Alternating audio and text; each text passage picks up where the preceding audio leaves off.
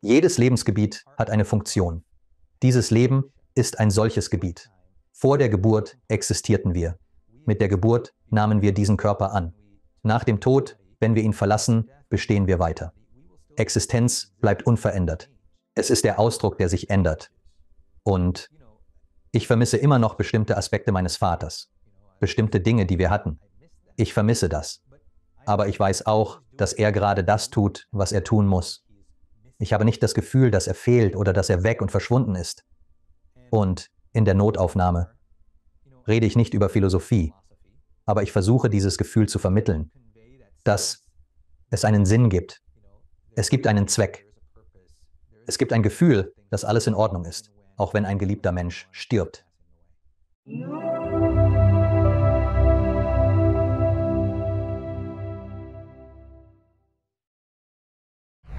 Ich heiße Dr. Anup Kumar in der Show. Willkommen. Wie geht es Ihnen, Dr. Anup? Mir geht es super, Alex. Schön, hier bei dir zu sein. Vielen Dank, dass du in die Sendung gekommen bist, mein Freund. Ich bin wirklich gespannt, mit dir über deine Erfahrungen zu sprechen. Nicht nur über deine Nahtoderfahrungen, sondern auch über deine spirituellen Erlebnisse, deine Erziehung und so weiter. Aber du bist ein Notarzt, hattest eine Nahtoderfahrung, was sehr interessant ist, weil du nicht mangels eines besseren Wortes abgehoben und all das und so etwas wie, oh, die Kristalle und nicht, dass daran etwas falsch wäre. Alle Zuhörer, bitte lass die Kommentare in Ruhe, aber du bist nicht die klassische metaphysische Person. Du bist sehr logisch zumindest. In deinem Alltag sehr logisch, sehr bodenständig im Materiellen. Es ist also wirklich faszinierend zu sehen, wohin das alles führt. Meine erste Frage an Sie, Sir, ist, wie war Ihr Leben vor diesem Nahtoderlebnis? Ihrem ersten, Sie hatten zwei, wenn ich das richtig sage. Oder war es nur? Ich würde sagen, es war eine Art Ausbruch. Und dann gab es verschiedene kleine Zwischenfälle. Nachbeben, kleine Nachbeben. Verstanden. Die Nachbeben gehen weiter, aber verstanden. Davor. Das war also wirklich im Medizinstudium. In meinen mittleren bis späten 20ern, ich glaube späteren 20ern, passierte es. Als ich im Medizinstudium war, davor, wuchs ich auf, eingetaucht in Spiritualität, in Vedanta, Advaita Vedanta, oder die Philosophie der Non-Dualität, die heutzutage sehr populär wird. Meine Eltern waren sehr daran interessiert. Unsere Familie war es.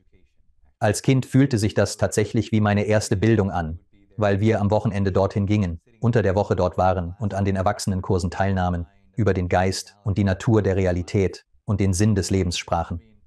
Und ich liebte es. Ich meine, es ergab einfach Sinn für mich. Nicht, dass ich alles intellektuell verstanden hätte, aber es schien relevant zu sein, sagen wir es mal so. Dann ging ich zur Schule und saß dort und dachte mir, ich weiß nicht. Es schien einfach nicht so relevant zu sein, um es milde auszudrücken. Natürlich weiß ich jetzt, dass die Schule alles objektiv betrachtet. Aber sie vergessen die Person, die es betrachtet, was einfach verrückt ist. Hier muss man alles zusammen betrachten und speziell die eigene Perspektive berücksichtigen. So ging ich also durchs Leben. Die Schule war für mich sehr unbefriedigend, einschließlich der medizinischen Fakultät, um ehrlich zu sein, aufgrund unserer Betrachtungsweise von Menschen und des menschlichen Körpers. Diese Unruhe in mir. Es war eine Art Suche, wenn auch nicht formalisiert, nach dem, was das Ganze bedeutet. Wo war ich zuvor? Was war mein Ursprung? Was kommt danach? Was ist das alles? Ich habe immer mit meinem Geist experimentiert, kleine Übungen gemacht, wie direkt neben der Wand zu stehen und zu fühlen, wie es wäre, durch die Wand zu gehen. Ich habe mit solchen Sachen gespielt, um zu experimentieren und zur Ruhe zu kommen, diesen Zustand der Ruhe und des Friedens zu erreichen. So war es vorher, auch wenn es kein formeller Prozess war. Ich bin mir nicht sicher, ob mir bewusst war, dass ich das tat.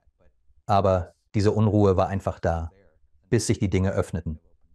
Was geschah an dem Tag deines Nahtoderlebnisses? An diesem Tag war ich von der Medizinschule zurückgekommen und war im Haus meiner Eltern in meinem Schlafzimmer, las etwas Philosophie. Es hatte nichts mit Medizin zu tun. Und ich las etwas. Ich erinnere mich nicht, was es war. Und in diesem Moment fühlte es sich an, als ob eine riesige Explosion losging. Es fühlte sich einfach an, als ob alles in 1000 Stücke zersprang. Und es fühlte sich an, als säße ich in der. Weißt du, Alex, es ist lustig. Ich habe das so oft gesagt. Und jedes Mal, wenn ich es sage, ist es so seltsam, dass ich es nicht anders sagen kann. Es scheint einfach so wahr zu sein. als säße ich in der Sonne. Egal wie bizarr das erscheint oder was auch immer, so war es. Es gab keinen Körper, es gab keine Welt, nur die Sonne und ich. In gewisser Weise war ich Teil der Sonne. Es war glückselig, perfekt, zeitlos. Es waren all die Dinge, die wir immer hören, solche Dinge. Und ich bin mir nicht sicher, wie lange das genau dauerte, aber ich erinnere mich, dann fühlte es sich an, als würde ich durch die Sonne oder über die Sonne hinausgehen. Und es kam zu diesem Punkt, wo ich mit einem Fuß darüber hinaus war und mit einem Fuß noch in diesem strahlenden, orangefarbenen Feuer, diesem Mutter aller Feuer, richtig? Und gerade als das passieren sollte, gerade als das vollendet werden sollte, sagen wir, dann erhob sich diese Flamme innerhalb dieses strahlenden Feuers. Das ist die Sonne. Diese sekundäre Flamme erhob sich und pflanzte diesen Gedanken in meinen Kopf, nämlich dass das nicht fair wäre, noch nicht die Zeit.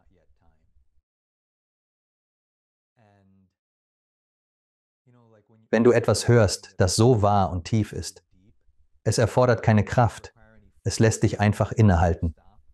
Weißt du, was ich meine? Es friert dich ein. Und das hat mich eingefroren. Es ließ mich innehalten, selbst als ich diesen Schritt darüber hinaus machen wollte. Und ich wusste, wenn ich diesen Schritt mache, war es das. Ich würde nicht zurückkommen. Das war's. Was nicht schlecht war, aber es ist, wie es ist. Als dieses Wesen diese Idee in meinen Kopf setzte, war es einfach so wahr. Ich wusste, dass es so wahr war. Und ich denke, alles, was noch zu tun war, die Stärke davon, dieses Karma, diese Gummibänder, die uns dort halten, wo wir sein sollen, sie schnippten zurück und alles implodierte wieder. Und da war ich, saß mit diesem Körper im selben Raum. Einfach. Ich erinnere mich, wie ich mich umsah und dachte, fast so, was ist das? Ich dachte, ich kenne diesen Ort, aber ich konnte in diesem Moment sehen, dass ich nie wirklich wusste, was das eigentlich war.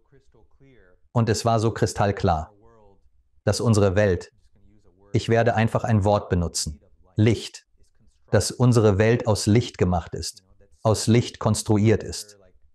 Dieser Raum, den wir als Raum zwischen unseren Händen betrachten, das hier Licht ist.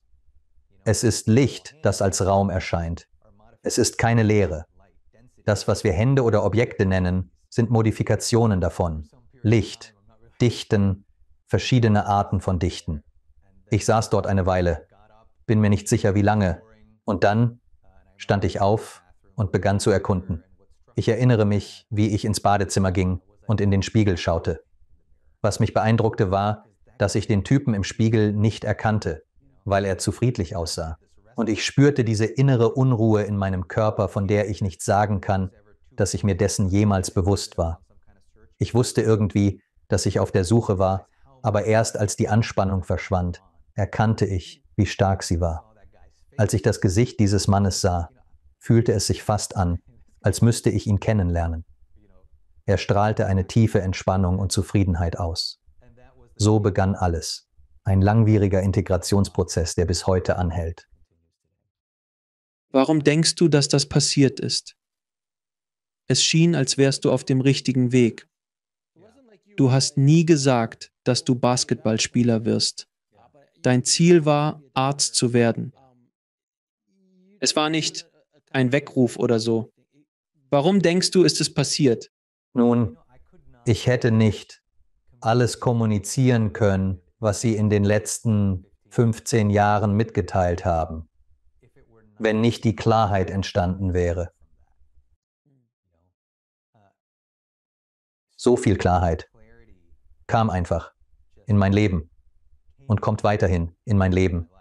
Und so viel Assimilation, Integration und Heilung meiner Traumata aus diesem Leben, aus anderen Leben, meinen Beziehungen, Karma.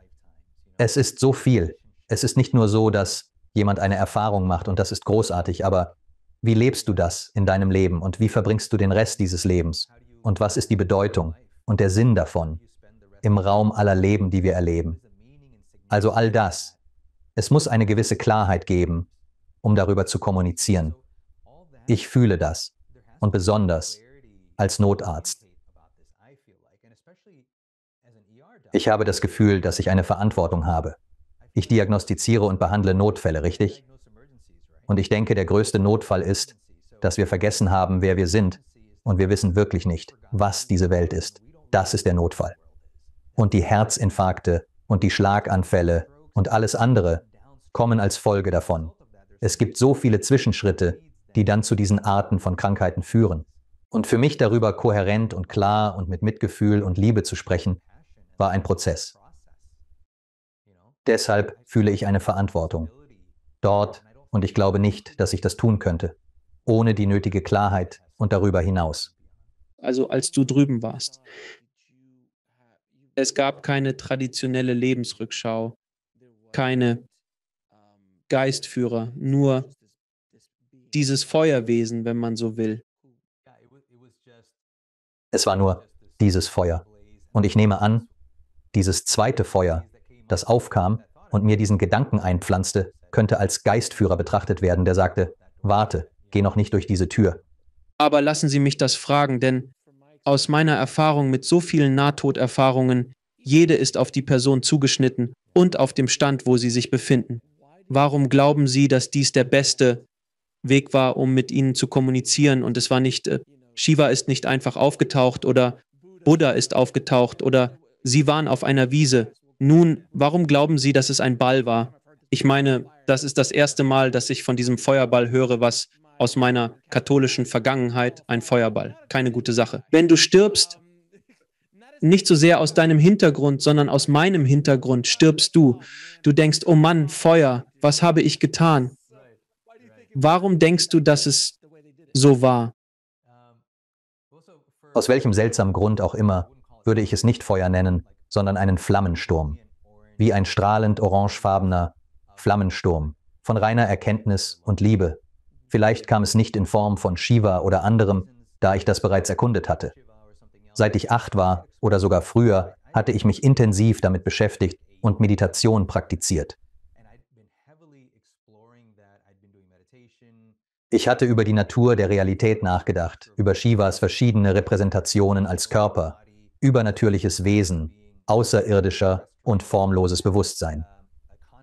Wenn also etwas Shiva-ähnliches aufgetaucht wäre und mir etwas gesagt hätte, hätte ich gedacht, cool.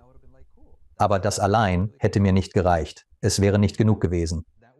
Ich hätte gesagt, okay, aber was liegt jenseits dieser Form? Also ich denke, für mich, es war wie ein intensives Fenster und sogar eine Chance, das Spiel zu verlassen.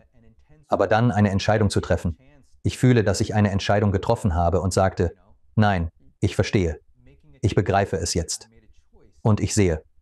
Obwohl ich damals nicht an all das gedacht habe, aber später, im Nachhinein, habe ich eine Entscheidung getroffen und ich sah, jetzt fühle ich, dass ich eine Verantwortung habe. So schwierig es auch sein mag, diese Dinge zu kommunizieren und weiterhin in der Notaufnahme zu arbeiten und ein verständliches Rahmenwerk zu präsentieren. Das werde ich tun, bis ich tot umfalle. Daran besteht kein Zweifel. Also denke ich, dass ich genau das bekam, was ich brauchte, um diesen Vorgeschmack zu bekommen und zu sagen, okay, lass mich versuchen, das zu vermitteln. Wenn du mit dieser Erfahrung fertig bist, bist du in der Medizinschule. Wie alt bist du? In welchem Jahr? 20er an diesem Punkt? Späte 20er? Ja, vielleicht 28, 27. Also hattest du diese Erfahrung. Du gehst raus. Ich nehme an und bitte korrigiere mich, wenn ich falsch liege, dass, als du das mit deiner Familie besprochen hast, sie offen dafür waren. Es war nicht völlig aus heiterem Himmel, aber ich spreche von deinen Freunden, Kollegen, denn wie ich immer sage, solche Geschichten leeren den Raum, wenn der Raum nicht bereit dafür ist. Wie lange hat es gedauert, bis du mit deinem Nahtoderlebnis an die Öffentlichkeit gegangen bist? Und wie haben die Leute darauf reagiert? Und wie bist du mit den Reaktionen umgegangen? Also, hier ist das Lustige daran. Ich weiß nicht, ob ich das jemandem für etwa 10 Jahre oder so erzählt habe. Richtig? Okay. Und hier ist der Grund. Es war nicht, weil ich gezögert habe. Es war nicht, weil ich mir Sorgen gemacht habe, was die Leute denken würden. Es ist, weil ich mein ganzes Leben lang gehört hatte. Von Menschen, die ihr Leben dieser Erfahrung gewidmet hatten, diesen Dingen und so weiter, Lehrer. Das, ja, solche Dinge passieren. Du hast diese Erfahrungen, du hast diese überwältigenden Erlebnisse, du hast diese mystischen Erfahrungen. Nimm sie nicht zu ernst. Es ist was passiert. Es ist Teil der Reise. Integriere es und mach weiter. Und so war mein Ansatz dazu, so gut es ging. Besonders kurz danach begann ich meine Facharztausbildung in Notfallmedizin, was verrückt war, und das war unglaublich schwierig. Aber selbst dann habe ich kaum darüber gesprochen. Ich hatte einen Lehrer in der Nähe von Philadelphia, zu dem ich ab und zu ging, und ich dachte früher so, und ich galt als wirklich kluger Kerl, und ich dachte auf diese Weise. Das passiert nicht mehr. Diese Gedanken kommen nicht mehr. Und er meinte im Grunde, ja, das wird nie wiederkommen. Mach dir darüber keine Sorgen. Er gab immer nur sehr kurze, umleitende Antworten. Und weil ich dieser Person vertraute, half mir das.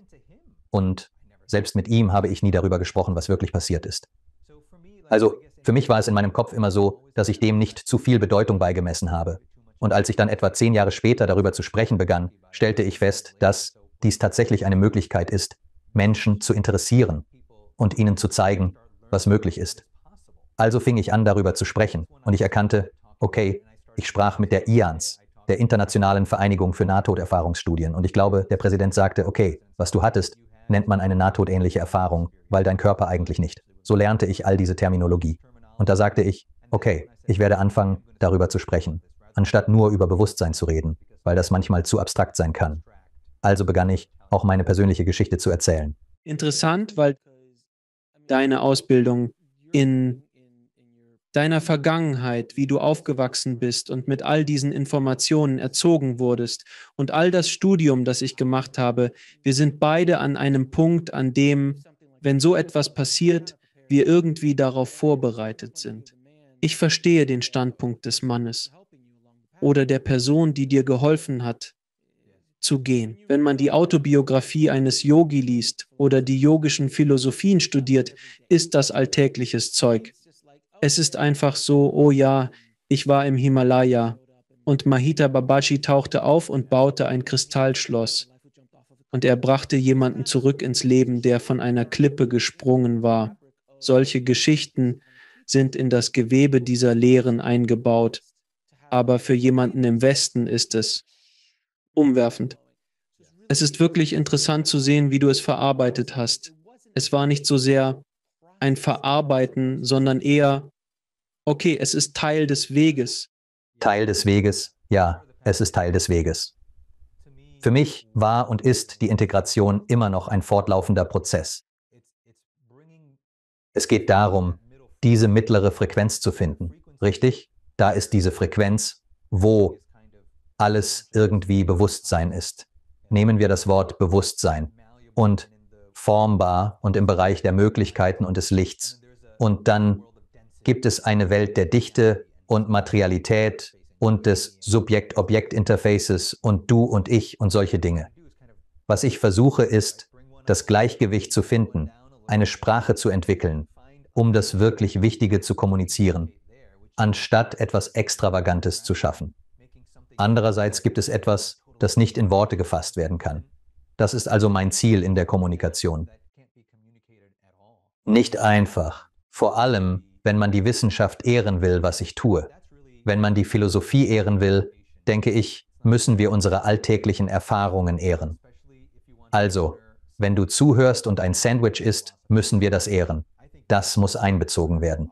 In das Ganze, richtig. Es kann nicht wie eine Philosophie sein, die im Regal steht. Oder eine Spiritualität, die nur während der Meditation passiert. Das ist, was ich wirklich wichtig finde. Ich denke, wir sind jetzt hier, weil du dich auch dafür interessierst. Ein Ort, an dem das, was früher Spiritualität war, so weit und groß wird, dass es nicht mehr existiert. Es ist einfach das Leben, das tiefer betrachtet wird. Hattest du Nachwirkungen in deinem Körper, deinen Wahrnehmungen oder Fähigkeiten nach deiner Rückkehr? Also, ich sollte sagen, dass es unmittelbar danach für eine gewisse Zeit eigentlich okay war, weil ich denke, dass es gegen Ende des Medizinstudiums ging. Der Druck war etwas gesunken, es war festgelegt und dann brach es wirklich aus. Als ich meine Ausbildung in der Notfallmedizin begann, nach Philadelphia zog und dann Schusswunden, Stichwunden, Herzinfarkte und all diese Dinge sah. Und ich war so empfindlich gegenüber so vielen Dingen, dass es ausbrach. Das ist die einzige Art, wie ich es sagen kann. Und so fand ich es zum Beispiel sehr schwierig, beim Körper zu bleiben. Ich fand es sehr schwierig, fast wie ein Toasterofen, der zu heiß wurde und mich nicht halten konnte. Es fühlte sich an, als ob ich explodieren würde. Das passierte oft. Es war sehr intensiv, fast schmerzhaft. Vielleicht nicht ganz Schmerz, aber fast.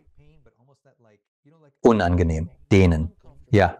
Und du bist am Ende des Dehnens. Und es ist irgendwie so, du bist. Beginnst aufzugeben. Es ist, als ob ich nicht sicher wäre, ob ich das wirklich will. Dieses Gefühl war präsent. Oft fühlte ich mich wie außerhalb meines Körpers, sogar während der Arbeit in der Notaufnahme. Ich wurde schließlich sehr empfindlich gegenüber Lebensmitteln, den Arten, die ich aß. Empfindlich gegenüber allem, Farben, Lebensmitteln, Menschen um mich herum. Diese Dinge begannen, mehr Bedeutung in meinem Leben zu haben. Wie haben Sie sich geschützt? Als Notarzt sehen Sie nicht täglich Schusswunden, Stichwunden und Herzinfarkte, da solche Situationen unvorhersehbar sind. Es war nicht so, dass die Antwort darin bestand, diese Dinge zu übersehen, sondern vielmehr, sie immer tiefer zu erkennen. Zu Beginn ging es darum, ein Kraftfeld zu schaffen und sich dem nicht zu unterwerfen.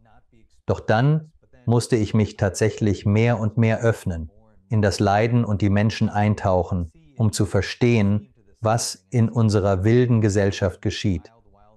Dem zu begegnen, etwas dazu zu sagen oder dagegen zu tun, war wirklich mein Weg.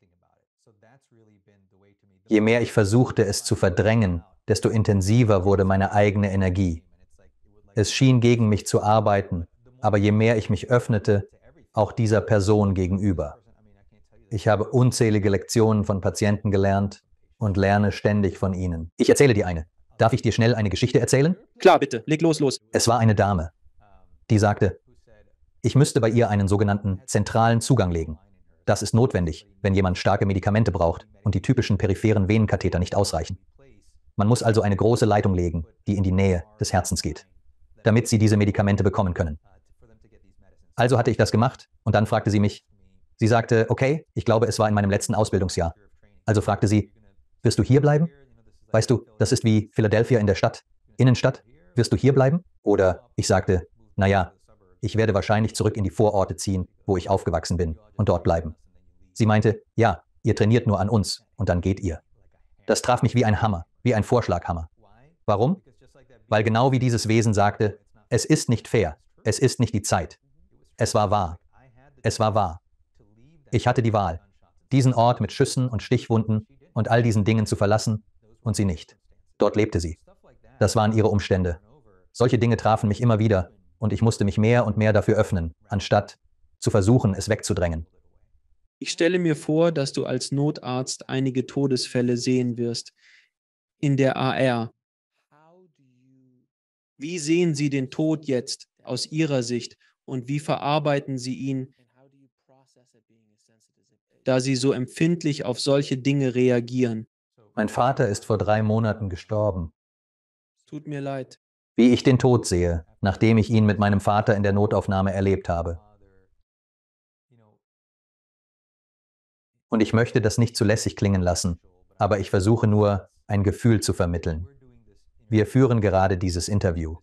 Nach dem Interview wirst du wahrscheinlich den Raum verlassen, in dem du dich befindest, und in einen anderen Raum gehen. Und jeder, der erwartet, dich nur in diesem Raum zu sehen, in dem du gerade diesen Podcast machst, wird sich fragen, oh, was ist mit Alex passiert? Er ist nicht mehr hier. Ich wünschte, ich könnte ihn sehen. Aber du bist an deinem nächsten Ort. Du machst, was du als nächstes tust. Und ich denke, es gibt so viel Verwirrung über den Tod und Angst davor, dass ich mir wünsche, dass wir die Botschaft verbreiten könnten, dass der Tod eine Veränderung ist. Es ist wie von einem Raum in ein anderes zu gehen. Man macht im Wohnzimmer hoffentlich nicht das, was man im Badezimmer macht. Richtig. Je nach Anzahl Ihrer Getränke, Sir. Im Badezimmer macht man nicht, was in der Küche passiert. Jedes Lebensfach hat seine Funktion. Dieses Leben ist ein Fach. Vor der Geburt existierten wir. Mit der Geburt nehmen wir diesen Körper an. Nach dem Tod existieren wir weiterhin. Die Existenz ändert sich nicht. Es ist der Ausdruck, der sich ändert. Und ich vermisse immer noch bestimmte Aspekte meines Vaters. Bestimmte Dinge, die wir hatten. Das vermisse ich. Aber ich weiß auch, dass er gerade das tut, was er tun muss. Ich habe nicht das Gefühl, dass er fehlt oder dass er weg und verschwunden ist. In der Notaufnahme rede ich nicht über Philosophie, aber ich versuche, dieses Gefühl zu vermitteln, dass es einen Sinn gibt, einen Zweck, dass es in gewisser Weise in Ordnung ist, selbst wenn ein geliebter Mensch stirbt. Als du 10 Jahre später aus dem NDE-Schrank kamst, warst du bereits Arzt. Ärzte gelten nicht unbedingt als die offensten Menschen. Wie reagierten deine Kollegen darauf, dass du während deiner aktiven Zeit so offen darüber sprachst? Viele Ärzte wagen es erst nach ihrer Pensionierung darüber zu sprechen. Ich habe mit einigen von ihnen gesprochen, aber während du noch mitten im Geschehen bist, wie reagieren sie? Ich glaube, die meisten ignorieren es. Es ist wie bei allem anderen, oder? Wenn du mit jemandem sprichst und etwas sagst, das völlig abwegig ist und das sie nicht ganz verarbeiten können, werden sie wahrscheinlich einfach weitermachen. Sie werden sagen, okay, willst du etwas trinken gehen oder so? Sie werden es einfach ausblenden, oder? Also denke ich, dass die meisten Leute das tun. Denn wenn du das, was ich sage, zum Beispiel über die Vorrangstellung des Bewusstseins aufnimmst, kann es das Leben einer Person auf den Kopf stellen. Es kann sie dazu bringen, über Dinge nachzudenken, über die sie nie nachdenken wollten. Es kann sie dazu bringen, Emotionen zu fühlen, die sie vor Jahrzehnten unterdrückt haben. Das ist nötig, um das zu verarbeiten. Und die meisten werden einfach sagen, okay, also, was denkst du über diese Niereninfektion oder so etwas? Aber ich sage dir, Alex, viele kommen privat zu mir. Ich habe mit Notärzten gesprochen, mit Chirurgen und Psychiatern, die sagen, so etwas passiert. Ich möchte nicht öffentlich darüber sprechen, aber es macht so viel Sinn, was du sagst. So viele Gespräche dieser Art. Und deshalb spreche ich immer mehr darüber, öffentlich, weil ich das Gefühl habe, wenn ich der sogenannte Seltsame sein kann, wenn ich die Hitze aushalten kann, um öffentlich seltsam zu sein, sozusagen, denke ich, dass so viele Menschen Erleichterung empfinden, die ich nie kennen werde. Aber sie sehen das und fühlen so viel Erleichterung und fühlen sich normal. Und so spreche ich über psychische Erkrankungen. Ich spreche über so viele Erfahrungen, die ich gemacht habe. Wenn ich nicht wüsste, wie ich darüber sprechen soll, wenn ich keinen Hintergrund in Advaita hätte, wenn ich keine Anleitung hätte, hätte ich 20 Diagnosen bekommen können. Doch ich hatte das große Glück, so viel Ausbildung, Anleitung und Wissen als Arzt zu haben, um zu wissen, was ich wem sagen soll. Nun, wir haben ursprünglich zu Beginn dieses Gesprächs über diese Nachbeben gesprochen, diese Art von kleinen Mini-Nahtoderfahrungen. Können Sie ein wenig darüber sprechen? Nun, danach gab es viele verschiedene Schübe von Öffnungen, wie es bei solchen Erfahrungen oft der Fall ist, über die ich gesprochen habe. Manchmal sprengt man noch ein bisschen mehr den Deckel ab. Einige waren in der Notaufnahme, als ich mich erinnere, dass eine Dame meine Hand nahm und sagte, du bist so liebevoll. Es ist einer der berührendsten Momente in meiner Karriere. Alles verwandelte sich in Licht. Und ich erinnere mich an nichts mehr. Es war wie bei Men in Black, wo sie die Person blitzen und man erinnert sich an nichts mehr und alles wird zu Licht. Das war eine davon. Oft, wenn ich alleine sitze, passieren diese Öffnungen. Manchmal sehe ich Dinge wie Führer, die mir Botschaften geben. Manchmal habe ich das Gefühl, dass ich in andere Welten transportiert werde, dort erlebe und lerne und dann wieder hierher zurückkomme. Was ist da oben für einen Moment? Kannst du tiefer in diese Erfahrung eintauchen? Das ist interessant. Ja, also ich habe schon darüber gesprochen, wo ich mich erinnere, in eine Stadt aus Kristallen zu reisen. Eine Stadt aus Kristallen mit wunderschöner Geometrie, Pyramiden, viele kreisförmige oder kugelförmige, kantenlose Ecken. In unserer Welt gibt es viele 90-Grad-Winkel. Überall sind 90 Grad zu sehen, was eine bestimmte Denkweise repräsentiert. So nach dem Motto, du gehst diesen Weg und es ist entweder so oder so. Autobahn oder die Autobahn. Es ist diese Denkweise, die wir in der Architektur verewigen. Es gibt auch sphärische und Parameterarchitektur, alles aus einer Quelle. Diese Ideen sind in dieser Architektur eingebettet.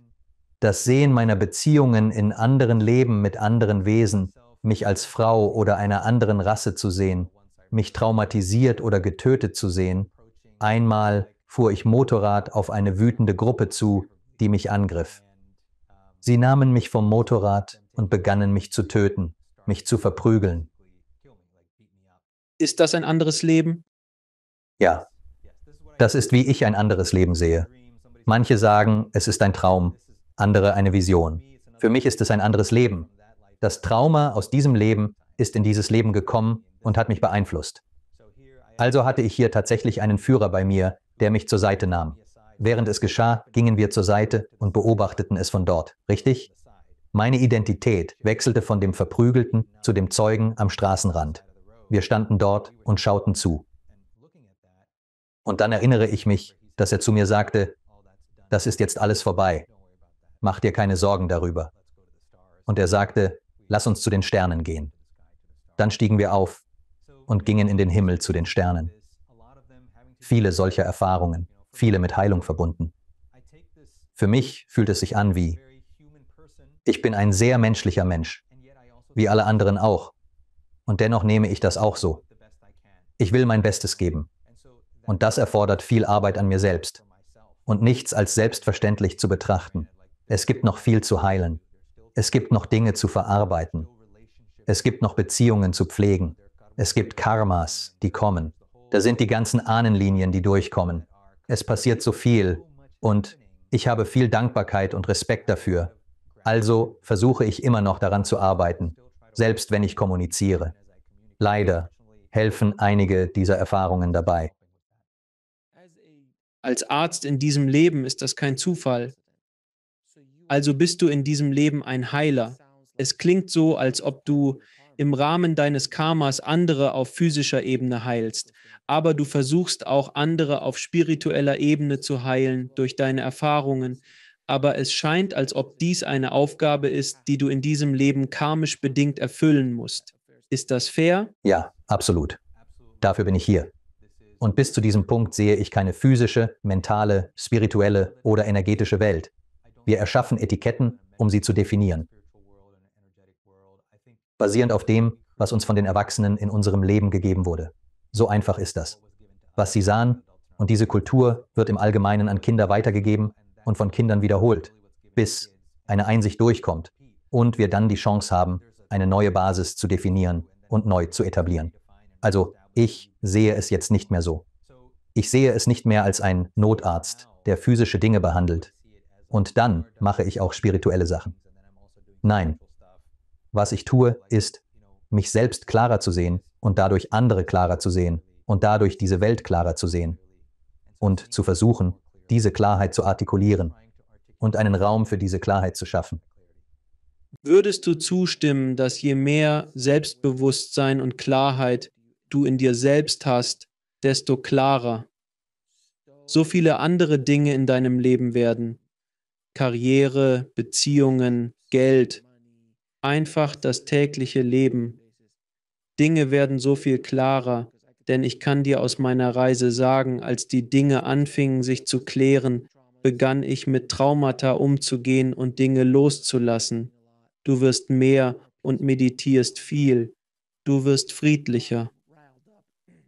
Du wirst nicht mehr so leicht, aufgeregt wie früher. Dinge, die früher Monate gedauert haben, schaffst du jetzt in wenigen Minuten, wenn nicht sogar sofort. Erlebst du das auch so? Ja, Selbstbewusstsein bedeutet für mich Tiefe und Bandbreite. Da ist eine Tiefe, bei der wir eine Situation sehen. Aber jetzt sehen wir so viele Schichten davon. Warum präsentiert es sich so? Warum jetzt? Wie kam es dazu? Mein Beitrag? Das sind all die Schichten jeder Situation, die passiert. Und das ist Tiefe. Dann gibt es die Reichweite, die über diese physische Welt hinausgeht. Diese Energiewelt, diesen Planeten, diese Milchstraße, dieses Universum. Also gibt es diese Reichweite und diese beiden Aspekte, diese beiden Dimensionen des Bewusstseins, denke ich, können alles heilen. Wenn dein Bewusstsein sich weit genug öffnen kann, um mit etwas sitzen zu können. Richtig? In der Therapie geht es darum, mit dem Geschehen umgehen zu können, ohne zu reagieren oder zu fliehen. Oder? Richtig. Es ist Bewusstsein. Und je mehr wir das schaffen können, ja, absolut. Je mehr Knoten sich lösen, desto mehr finden Beziehungen ein Gleichgewicht, wo immer sie sein müssen, anstatt die Beziehung irgendwie zu erzwingen. Also, ja, ich stimme dir zu. Ja, das Entwirren ist eine großartige Metapher, da wir mit einer bestimmten Anzahl von Knoten geboren werden, aber im Laufe unseres Lebens fügen wir viele weitere hinzu. Eltern, Gemeinschaft, Religion und Länder tragen dazu bei. Alles summiert sich bis zu dem Punkt, an dem du nur noch ein Knäuel von Knoten bist. Ich denke, dass Meditation beginnt, diese zu lockern, und sie bringt auch einige der wirklich tiefen Knoten an die Oberfläche, damit du anfangen kannst, sie zu entwirren, auch wenn du es vielleicht gar nicht wirklich willst. Manchmal hast du auch Angst davor. Es ist wie eines der alten Sprichwörter, dass das Schrecklichste, was ein Mensch tun kann, ist, in den Spiegel zu schauen, weil es du bist. Und ich habe diese dunkle Nacht der Seele schon erlebt. Ich habe das schon irgendwie durchgemacht. Ich fühle mich dabei sehr wohl. Aber Mann, es war am Anfang beängstigend. Es ist beängstigend. Stimmt das? Ja, ich stimme absolut zu. Wenn du dich einmal im Jahr im Spiegel ansiehst, siehst du jedes Jahr eine andere Person. Es hört nie auf. Es ist lustig. In der Kultur gibt es bestimmte Wörter, oder? Besonders in der spirituellen Kultur. Da gibt es Erleuchtung, dunkle Nacht, NDE. Du kannst wahrscheinlich 5, 6, 7 Begriffe nennen, die oft auftauchen. Aber was passiert dann, wenn all das erledigt ist? Du bist nicht fertig. Du befindest dich an einem Ort, den wir nicht wirklich gut in Worte fassen können, über den wir nicht wirklich sprechen. Aber wenn du in den Spiegel schaust, ist es immer noch etwas Neues und anderes. Und auch 5 Jahre später bleibt es frisch und anders. Du erreichst nun einen Punkt, an dem Englisch nicht mehr ausreicht. Es gibt einfach keine echten Worte, um all das zu erfassen. Deshalb stimme ich dir zu, dass der Blick in den Spiegel, ähnlich dem Blick in die Tiefen der Galaxie und des Kosmos, voller Überraschungen steckt. Und wenn du denkst, dass du nur dieser Körper bist, ist es erschreckend, darüber nachzudenken. Es kann sein. Aber wenn du verstehst, dass du Gott bist, du bist Quellenergie, du bist all das, du bist das Universum, erscheint dir das nicht so beängstigend? Ja. Es fühlt sich richtig an, wie zu Hause. Es fühlt sich natürlich an, wie ein Zustand der Leichtigkeit und Nahtlosigkeit. Und wie bereits erwähnt, wenn jemand sich hauptsächlich als Körper betrachtet, gibt es dafür einen Grund. Dieser stammt normalerweise von den Erwachsenen in ihrem Leben, als sie Kinder waren. Es besteht oft Angst davor, was passieren würde, wenn man anders glauben würde. Es herrscht häufig Verwirrung, insbesondere intellektuelle Verwirrung, die nicht berücksichtigt wird. Man muss die Wissenschaft und die Vernunft ablehnen und einfach glauben, ohne zu hinterfragen. Es gibt viele Dinge, mit denen man sich auseinandersetzen und lösen muss, um sich einfach treiben zu lassen und es zu genießen. Wie balancierst du die materielle Welt, in der du täglich als Notarzt arbeitest, und die spirituelle Welt? Wenn du eine Schusswunde behandelst, denke ich, dass du nicht meditierst, sondern aktiv eingreifst, um die Blutung zu stoppen. Ärzte haben langfristig gesehen manchmal nicht so viel Erfolg wie im Osten, aber wenn ich angeschossen werde, reibe keine Blätter auf mich. Für dich bringe ich ein Blatt, Alex. Ich reibe sofort kein Blatt darauf.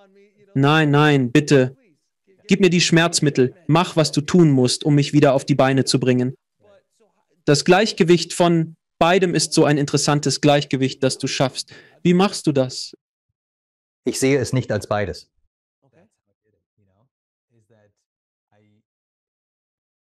Für mich ist es eine nahtlose Welt, wie auch immer wir sie nennen wollen. Selbst die Wissenschaft sagt uns, dass wenn man zu den kleinsten Dingen geht, richtig? Also, du hast die Hand, dann was? Molekül, Atom, Protonen, Neutronen. Und dann kommst du zu den Elementarteilchen. Und was sind diese winzigsten Elementarteilchen? wie ein Elektron. Woraus bestehen die? Oh, sie sind Schwingungen und unendliche Energiefelder. Was? Mit viel Raum? Dinge. Ja, mit vielen der kleinsten Dinge bestehen aus unendlichen Feldern. Richtig. Es widerspricht. Darüber habe ich gesprochen. Die intellektuelle Verwirrung, mit der wir geboren werden. Wir denken, Dinge bestehen aus kleineren Dingen, und das stimmt auch. Aber sobald man ein bestimmtes Niveau erreicht, sagen sie, naja, nicht ganz. Sie bestehen aus den größten Dingen. Richtig? Sobald man dieses Niveau erreicht, geht die ganze Idee der Materialität über Bord. Was wir Materialität nennen, ist Empfindung. Richtig? Aber wenn du träumst, fühlt es sich nicht genauso physisch an. Und wenn du aus diesem Traum aufwachst, was ist der Unterschied zwischen der physischen und der mentalen Welt? Es ist einfach ein Bewusstseinswechsel vom Traum zum Wachzustand. Und genau das Gleiche gilt hier. Ich weiß nicht, wie es bei dir ist, aber ich wachte auf und meine Frau schlug mich. Ich denke, was? Sie sagt, du hast mich in meinem Traum betrogen. Ich sage, bist du verrückt? Sie sagt, aber es fühlte sich so real an. Ich sage, ich mache doch nichts. Was stimmt nicht mit dir? Ja, um ihren Punkt zu beweisen, absolut. Oder es passiert etwas mit jemandem, den du willst, und du wachst auf. Ich kann nicht glauben, dass diese Person das getan hat. Aber sie haben es nicht getan. Es war in meinem Traum, aber du hast es wirklich tief gespürt. Ja, genau. Und so, diese Dinge passieren alle auf irgendeiner Ebene, in verschiedenen Dichten. Deshalb, selbst bei Halluzinationen, fühle ich mich nicht berechtigt, jemandem zu sagen, hey, was du wahrnimmst, ist nicht real. Ich weiß es nicht. Ich bin kein Experte für die Realität, um zu sagen, dass das, was du erlebst, nicht real ist. Was ich sagen kann, ist, dass ich nicht das erlebe, was du erlebst. Lass uns über die Bedeutung dessen sprechen, was du erlebst. Denn die Neurowissenschaft zeigt, dass dies ein kollektives Erlebnis ist. Ich meine, irgendwann geht es einfach nur um Ehrlichkeit. Lass uns einfach ehrlich sein. Nun, lassen Sie mich das fragen, weil Sie und ich sind beide Fans von Yogananda. Paramahansa Yogananda. Und in diesem Buch, Autobiografie eines Yogi, gibt es Seife. Dieses Buch wird den meisten Leuten den Kopf verdrehen, wenn sie bereit dafür sind. Aber diese Idee des Yogi, diese Idee der spirituellen Meister des Ostens, und es ist nicht nur Indien, sondern auch in vielen anderen Ländern, aber wir nehmen Indien als Beispiel. Es herrscht viel Verwirrung darüber, was ein Yogi ist oder was sie erreicht haben. Aus deinen Erfahrungen, sowohl vor der Nahtoderfahrung als auch danach. Was sind diese aufgestiegenen Meister? Sobald sie diesen Planeten verlassen, werden sie aufgestiegene Meister. Aber diese wandelnden Meister zu der Zeit, von denen es derzeit wandelnde Meister auf dem Planeten gibt, was tun sie auf einer kosmischen, spirituellen Ebene? Können Sie das aus Erfahrung erklären? Sicher. Also, ein einfaches Prinzip. In diesem Universum ist, dass alles beeinflusst. Und dass es auf einer fundamentalen Ebene keine undurchlässigen Grenzen gibt, richtig? Sie mögen so erscheinen. Natürlich gibt es eine Grenze zwischen meinem Körper und deinem. Grenze zwischen diesem Finger und meiner Hand. Es gibt diese. Aber sobald man näher hinschaut und wirklich betrachtet, werden alle Grenzen durchlässig und verschwinden schließlich. Also, was wir Grenzen nennen, sind, sagen wir mal, Wahrnehmungsweisen oder gemeinsame Vorstellungen. Also, alles beeinflusst alles. Wenn du heißes Wasser und kaltes Wasser zusammenbringst, was bekommst du? Du bekommst warmes Wasser, weil die beiden Arten von Wasser sich gegenseitig beeinflussen, richtig? Wenn du zwei Menschen zusammenbringst, einer ist sehr ängstlich, der andere sehr ruhig, bekommst du vielleicht etwas dazwischen, richtig? Also, ein Yogi ist in diesem Sinne nicht anders als jeder andere, richtig? Sie beeinflussen die Dinge um sie herum genauso wie wir alle, genauso wie alles. Du schaltest das Licht an, der Raum wird erleuchtet, das Licht beeinflusst den Raum. Der Unterschied bei einem Yogi ist, dass sie sich bewusst sind, dass ihre Grenzen durchlässig sind und sie über die Grenzen einer Person hinaus agieren können, die dies nicht erkannt hat. Richtig? Also, ihre Aktivierung, ihre Fähigkeit zu beeinflussen, geht weit über die einer anderen Person hinaus, die ihre Grenzen noch nicht durchschritten hat. Und das ist einfach der Unterschied. Und was für eine Person wie eine große Distanz erscheint, ist für eine bestimmte Art von Yogi nichts, weil sie die Natur, die Realität des Bewusstseins erkannt haben und wie Raum und Zeit im Bewusstsein strukturiert sind. Und so ist es einfach eine Frage des Umschaltens der Aufmerksamkeit. 1000 Meilen erfordern Aufmerksamkeit, nicht nur das Einsteigen in ein Flugzeug und das Reisen über 1000 Meilen. Ich habe viel über Nahtoderfahrungen gehört. Menschen auf der anderen Seite denken an einen Ort und sind sofort dort, oder? Aber hier in der Dichte des Materiellen ist es etwas schwieriger. Es ist ein bisschen schwerer und hängt davon ab, wie viel du mitnehmen willst. Willst du diese 2 Taschen einchecken? Oder kannst du leicht reisen? Richtig? Also was du sagst, erklärt viel von der mystischen Yogi-Kraft oder den yogischen Kräften der Levitation, der Biolokation, von Asche, die aus den Händen kommt und all diesen Dingen, über die gesprochen wird, oder nicht essen, für sehr wenig oder 5 Tage lang nicht schlafen und meditieren, all diese Dinge. Sie sind Meister der physischen Form geworden und haben es nun geschafft, die physische Form zu transzendieren, während sie die physische Form beibehalten. Es gibt Geschichten von Yogananda, als er meditieren ging. Er sagte, ich werde eine Weile weg sein. Wenn ihr mich braucht, flüstert mir einfach leise ins Ohr und ich komme zurück. Aber er war 2, 3 Tage weg, einfach im Kosmos abhängen und sein Ding machen. Ich schätze, was spirituelle Meister tun. Ich habe noch nicht teilgenommen, da ich noch nicht eingeladen wurde, aber diese Ideen sind faszinierend und uralt. Das ist keineswegs New Age, egal wie man es sieht. Alter Hut. Und man hört es immer wieder in jeder Kultur. Ziemlich oft, oder? Versionen davon, Versionen davon. Man kann zurückgehen, als Jesus begann, Wunder zu vollbringen. Es klingt sehr yogisch. Vieles von dem, was er tat. Es ist Yoga. Ich meine, es ist 100% Yoga. Du arbeitest mit dem Energiekörper. Und wie wir über Grenzen sprechen, richtig?